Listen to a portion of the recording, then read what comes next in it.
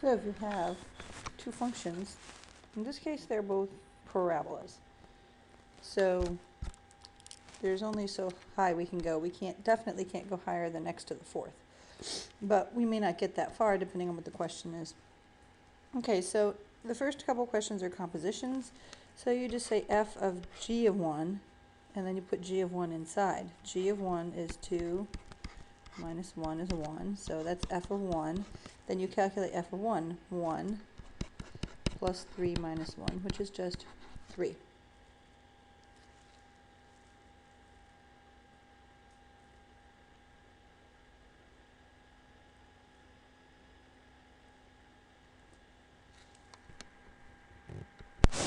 Okay, and the next one, g of f of 1. F of 1 is 1 plus 3 minus 1, so that's g of 3.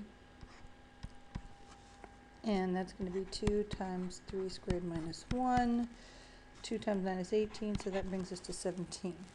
Okay, now let's do some composing with letters. All right, f of, and then this g is 2x squared minus 1. Well, what is f? F is take whatever the input is, square it, plus 3 times the input, minus 1. So at this point we're going to have to start spreading out our work because it's not going to be neat anymore if we squeeze it in. But so we're going to put these ones down below. Okay, so let's continue here though. We're going to FOIL the first piece here. You get 4x to the fourth minus 4x squared plus 1, and then we're going to distribute the 3 and get 6x squared minus 3 minus 1. Okay, which is 4x to the fourth. That piece is taken care of.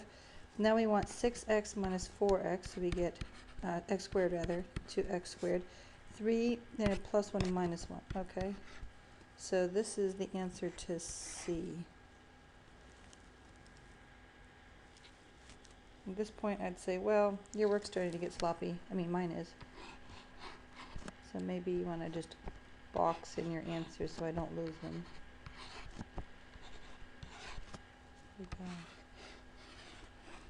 There we go. Alright, so D, I don't need to put an arrow. D, G of f of x. What is f of x? There we go. Now, what does G say to do? 2 times the square of the input. This is going to be a pain. And then minus 1. It's like, okay, yeah, it's going to be a pain. I think if you just left it that way, it'd be fine. But let's say you're being thorough here. So one way to multiply these guys, you can just make yourself a grid.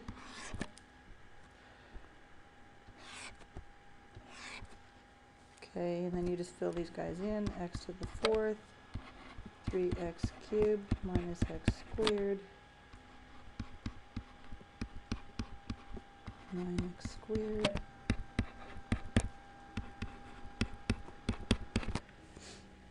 Like 9x, not like the telephone company, right? So you get x to the fourth plus 6x cubed and 7x squared minus 6x plus 1. So then we're going to multiply this by 2 and then subtract 1. It's going to be 2x to the fourth plus 12x cubed plus 14x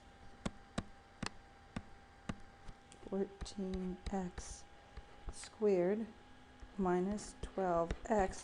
You can have 2 of those, but then minus 1 again, so you're just going to have plus 1. So that would be fine. I mean, either of those two answers would be fine. So again, it's kind of a judgment call. I expect that you know how to FOIL that out, I expect that you know how to do this multiplication. Why am I not able to draw a rectangle? There. Okay, and then I expect you to be able to do this, but if I don't specifically ask you to, then you're not obligated to to demonstrate that particular skill. Okay, guess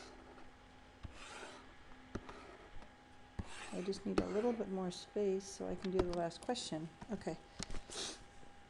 E. Okay, f of x times g of x is really easy. It's just, you just multiply them. And again, if you want to go ahead and expand that out, you can. I'm going to just go ahead and do that so you can see me do this in case you needed the practice. But if I don't explicitly state it in this kind of context, so this is one of these context clues that your math teachers give you. When you have a whole battery of little questions, you're not expected to do as much work for each part. But if the whole question said, multiply this out, or if part E were the whole question on the page, then you'd definitely be expected to figure out down to, all these little details. So it's kind of, you have to get used to it. And if you don't know, just ask me.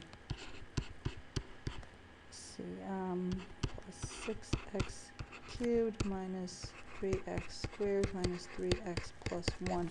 So this is another answer for E.